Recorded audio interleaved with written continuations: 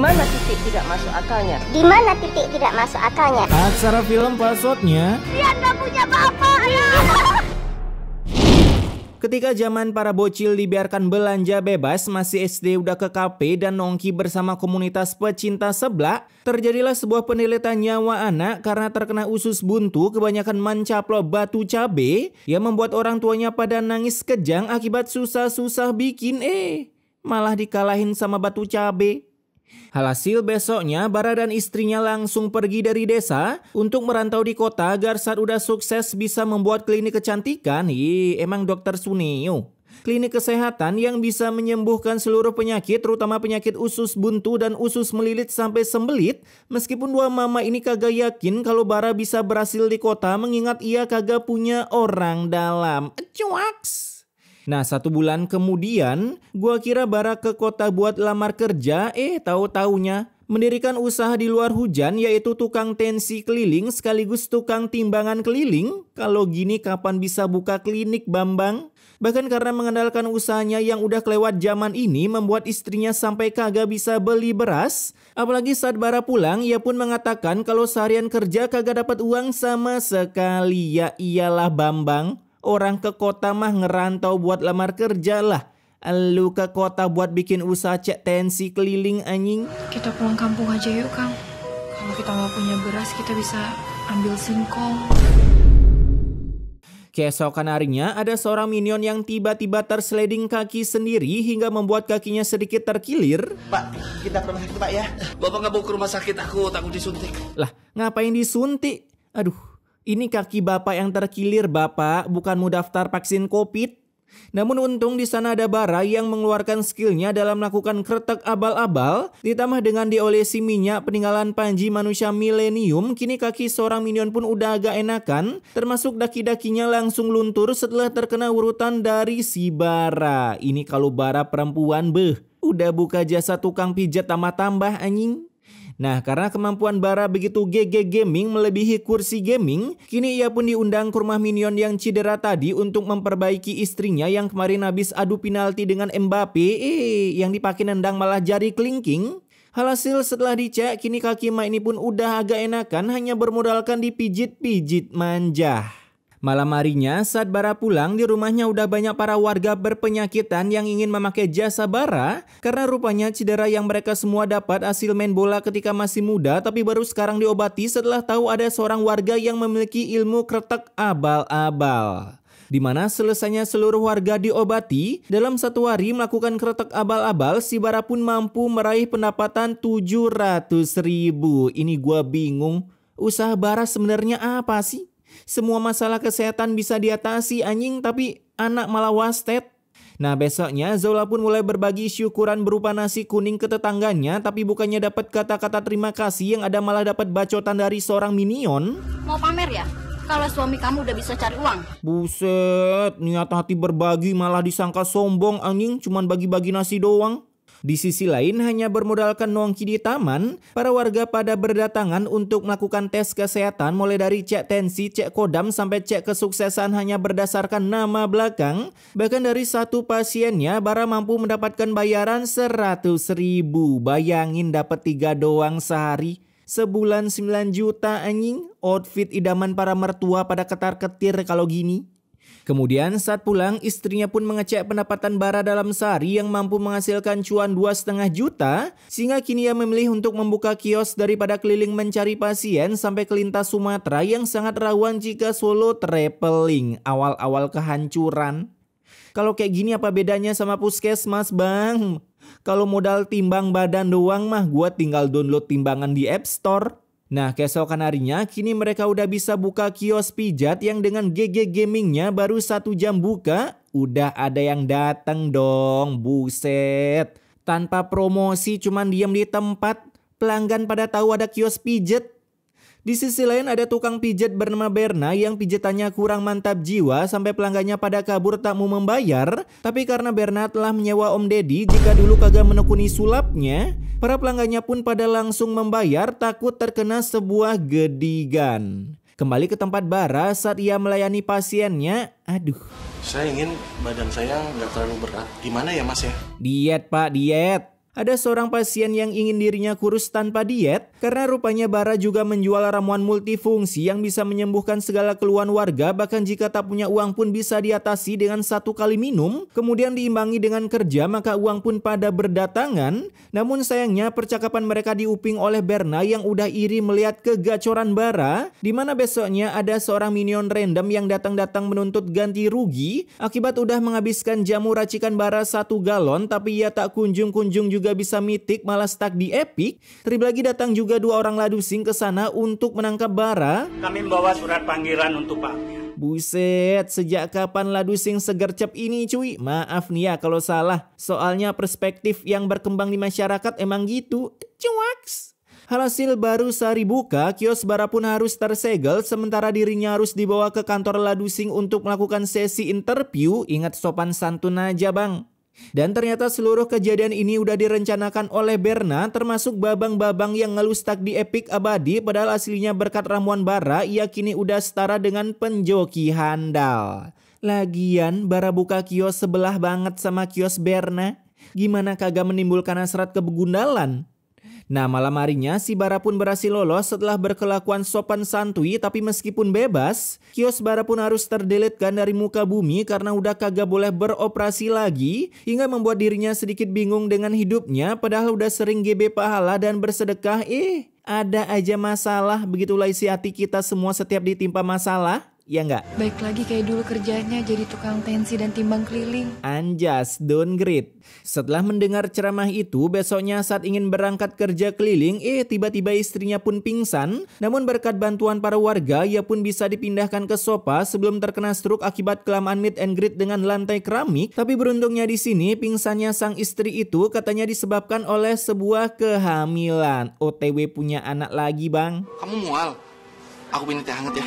Jangan-jangan Cik Iyam hamil. Nah, mendengar kata hamil, kini Bara semakin giat menawarkan jasanya. Permisi Bu. Mau nimbang berat badan? Saking langkanya timbangan sampai buka usaha jasa timbangan keliling. Namun akibat usahanya kagak laku, kini Bara beralih profesi mengembangkan racikan jamu serbagunanya yang bisa dipakai apapun, sehingga para warga kembali datang ke rumah Bara untuk membelinya karena berkat jamu buatan Bara, para warga kini bisa menjualnya kembali dengan bermodalkan komen di IG. Aduh, gimana ya rasanya main gaya helikopter? Ya, kalian tahu kan komenan yang gua maksud? Itu para penjual obat bertenaga cuy, yang dia komen terus pakai akun satunya lagi ngasih testimoni. Di sisi lain ada lagi penjual jamu koali yang merasa kiosnya sepi semenjak kehadiran jamu Bara, sehingga ia pun langsung ingin melakukan baku hantam langsung ke rumah Bara, nggak perlu pakai jasa preman-premanan karena mengedik Bara pakai tangan sendiri lebih mantap rasanya. Dan saat koali tiba di sana, Gara-gara kamu ya, pelanggan saya jadi kabur semua. perangnya pun dibuka dengan sebuah bacotan yang kagak ada manfaatnya, yang lalu ditutup dengan sebuah ancaman serta pengunboxingan beberapa jamu buatan Bara. Ini Bara merantau di kota mana sih? Baru tahu gua di kota orangnya irian semua. Nah, meskipun udah diancam, besoknya Bara tetap berjualan jamu dan masih sama laris manis dibeli oleh para mama yang ingin sehat wafat kemudian. Karena setelah meminum jamu Bara 1 jamnya lagi, para warga tiba-tiba mendemo mengeluh tentang perutnya tiba-tiba sembelit kagak mau keluar Sehingga mereka pun menduga kalau kini Bara memakai bahan kimia, contohnya serbuk nuklir.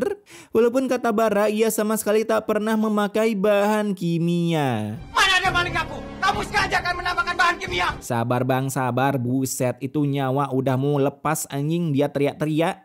Namun untung dengan istrinya yang berinisiatif mempingsankan diri, para warga pun berhasil dibubarkan. Bodo amat membantu Bara, berharap dengan ini istrinya wasted yang lalu Bara mengdudakan. Dan saat dibawa ke rumah sakit, rupanya calon member JKT48 di rahim istrinya telah terkena hackback kembali ke sang pencipta. Karena ogah lahir di keluarga yang banyak kontroversinya, ya minimal lahir di keluarga salah satu sembilan naga. Begitulah pesan moral si bayi sebelum lepas landas menuju kata inna ilahi, dimana setelah kehilangan anaknya, kini mereka juga harus kehilangan rumah kontrakannya akibat dana mereka udah habis dipakai ganti rugi perut para warga yang sembelit permanen. Bahkan untuk tinggalnya, mereka sekarang menetap di lingkungan yang kumuh sampai harus menggadaikan cincin milik istrinya agar bisa menetap secara permanen. Buset dah, ini mah mes para builder bangunan anjing.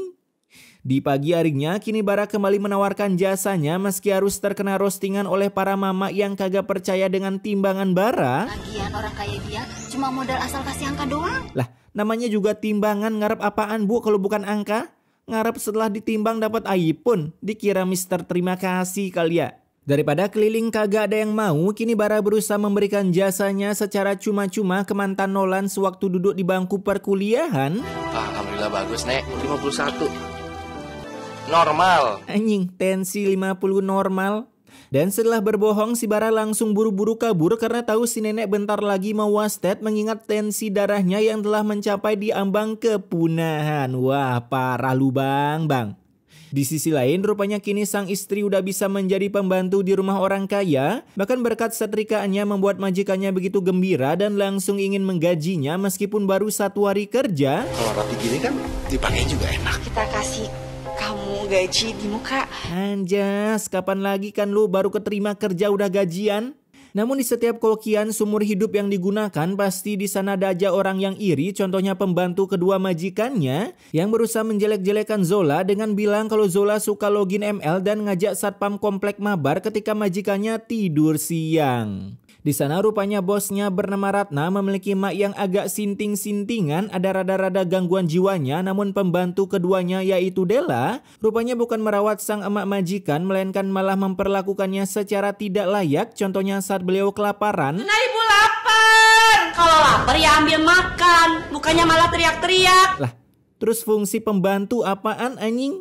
Hasil daripada banyak permintaan, emak majikannya pun malah diberikan obat tidur. Pantesan aja kagak sembuh-sembuh. Lah, pembantunya psikopat. Di sisi lain, pekerjaan Bara masih sama dan jasanya kagak ada yang make sama sekali. Pak, mau dicek tekanan darahnya, Pak?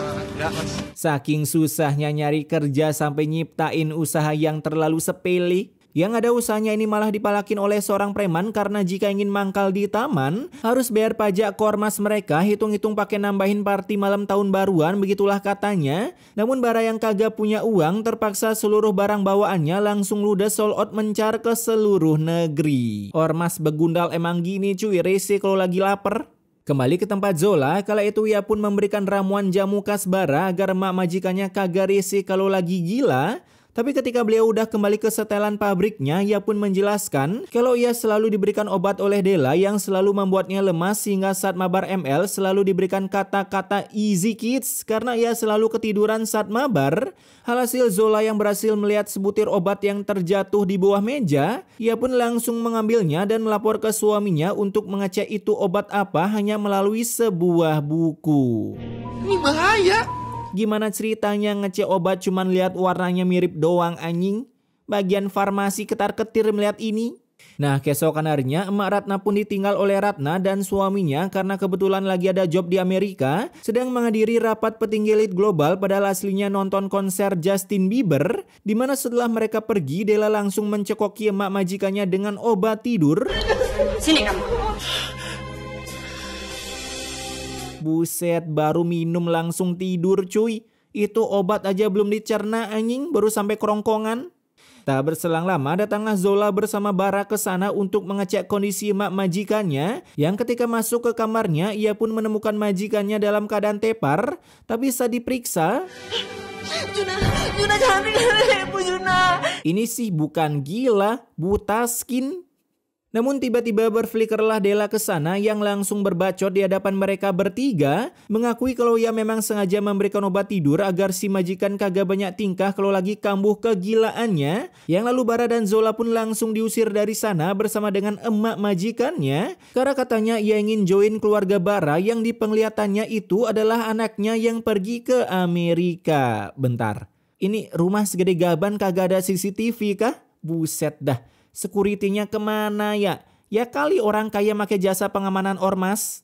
Nah, malam harinya terpaksa mereka membawa si mak yang kaya raya ini ke rumah kontrakan mereka dan memberikan sarapan bubur Pak Slamet. Ini emak lagi gila apa cosplay Agus Nohen?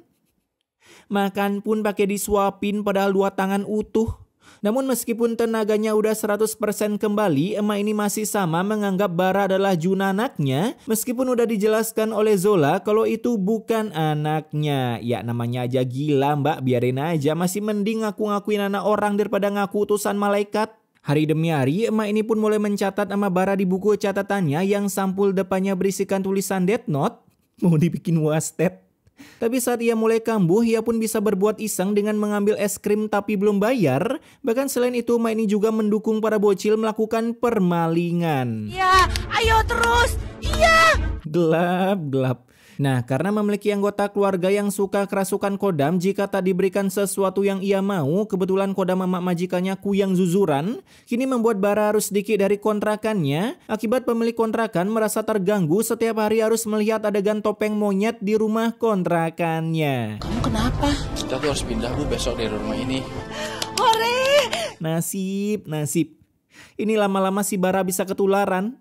Di sisi lain, rupanya Ratna dan suaminya udah mau datang. Sekarang mereka lagi ikutan dangdutan, bentar lagi selesai. Alhasil Dela langsung buru-buru mencari keberadaan si emak.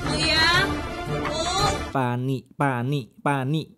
Kala itu kepanikan Dela makin nambah ekstrim saat tahu si emak udah pindah dibawa oleh Zola. Namun di tengah kepanikannya terbitlah sebuah ide dengan melapor ke majikannya kalau Zola udah menculik emaknya dan sekarang meminta tebusan. Jadinya mereka pun buru-buru mengecek HP untuk mencari nomor telepon Zola. Bu, itu HP-nya kebalik, Bu. Malam harinya, Juna pun menerima telepon dari seorang preman yang meminta uang tebusan 2 miliar. Buset dah, dikira super deal. Dan karena takut emaknya kenapa-kenapa, besoknya Juna pun langsung meet and greet di sebuah rumah kosong. 2 miliar kecil bos, begitulah kata Juna dalam hatinya. Dimana tak berselang lama, datanglah seorang preman botak doang kanker kagak yang langsung melakukan transaksi dengan cara baku hantam. Namun untungnya kebegundalannya berhasil ditangani oleh bapak polisi. Sekaligus ia bilang kalau Delala selama ini begundalnya yang kini akan OTW ditangkap di rumah Juna. Uang ini akan kami bawa sebagai barang bukti. Nah, malam harinya rupanya keluarga Bara berhasil ketemu di tengah hujan dengan majikannya yang langsung segera membawa si emak ke rumah sakit. Dan saat emaknya udah mendapatkan perawatan sampai sadar dari mati suri, rupanya ia masih tetap buta map. Ini Juna, Bu. Ini dia gila apa gimana cuy? Yang setelah memberikan pesan immortal untuk Bara padahal anaknya ada di sebelah kanan, Sima pun langsung mengwastetkan diri tanpa salam dan berkata apapun ke Juna. Capek-capek ngurusin kegilaannya selama bertahun-tahun pas wastet kagak ngomong sepatah kata pun. Beberapa hari pun berlalu setelah Sima dikubur, kini Ratna membuka catatan Death Note peninggalan emaknya yang berisi tentang cita-cita Bara yang akan mendirikan sebuah klinik. Saya persembahkan untuk anakku. Kita harus wujudkan permintaan ibu yang terakhir. Dimana dengan pesan Mortal Kombat itu, beberapa harinya lagi mereka pun langsung membangun sebuah klinik yang untuk pengelolaannya dilimpahkan ke Bara sesuai dengan pesan Mortal Kombat emaknya. Dan film ini pun ditutup dengan kekesalan dari gua yang merasa dibohongi oleh judul filmnya karena buset dah. Judulnya tukang tensi keliling yang berhasil membuka klinik kesehatan tapi pas akhir film yang berhasil buka si Juna bukan Bara, kagak sesuai ekspektasi cuy. Oke, pesan kehidupan yang bisa kita tangkap setelah menonton film ini, rupanya pekerjaan kecil-kecilan kagak akan bisa membeli sebuah mimpi yang besar kecuali memakai jasa orang dalam. Coba Bara bikin klinik dari hasil uang jasa timbang tensi keliling, 10 tahun pun belum tentu bisa cuy. Sudahlah.